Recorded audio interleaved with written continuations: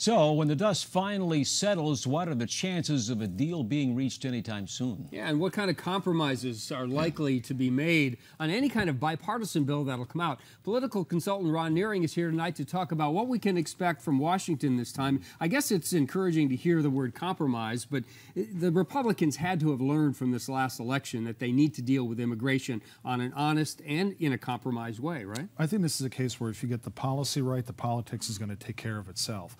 Republican elected officials and candidates clearly have to change insofar as they have to articulate what they're for, not just what they're against. They have to articulate what positive, forward-looking reforms to our immigration system, which everyone can agree needs improvement, are they actually for. But a lot of our candidates and elected officials kind of got in the habit of just talking about, well, we're against illegal immigration. Okay, we understand that, but now what is it that we're for? And there are lots of things that we can be for. The question is, will Washington force ideas on which there is no consensus into a bill on items where there is consensus and then bog the entire thing down into failure? So what kind of language do you think will be included from the standpoint of reform in this package? What are we going to see in this package? Well, I suspect that there'll be some components that deal with those 11 million people who are here illegally, this pathway to citizenship as it's described, which some people call amnesty and some people insist is not amnesty. There'll be some measures dealing with border security. There'll be some measures dealing with visas for workers and perhaps a guest worker program or what are called H-1B visas for high-tech workers.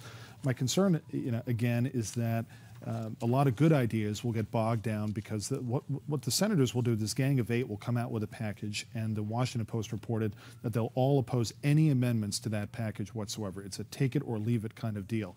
I think there's some danger in that because any package that these 8 senators come up with may not find, the House of Representatives, which is an equal chamber, they're going to want to have their say as well, not just a take it or leave it attitude that the senators are giving them. So where are the speed bumps in this? Is it the low-pay worker program, which would allow 200,000 people to come in and work construction jobs and other jobs?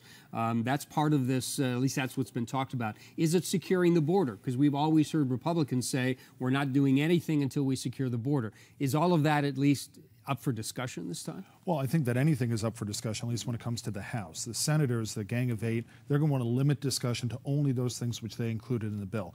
The House members are going to want to discuss whatever they want to discuss. They were elected to office as well. I think where the biggest hang-up will be over this question of how do you treat those people who are in the country here illegally? The 11 million. Right. And I think that people can agree that we don't want a government that is so big that it can deport 11 million people, right? That's not practical. And on the other hand, we recognize that if, what does it say to our rule of law and what does it say to those people who came to the country legally if we just provide a blank check to those folks? So there's going to be something proposed in the middle. It's a question of whether there'll be a consensus around that. Let me toss this out there. It amazes me how quickly the two parties can come together on a piece of legislation if they think it's going to cost them votes down the road in the next election. Yeah. I mean, that's what this is all about in reality, isn't it? Well, again, I think it's a matter that if you get the policy right, the politics will take care of itself.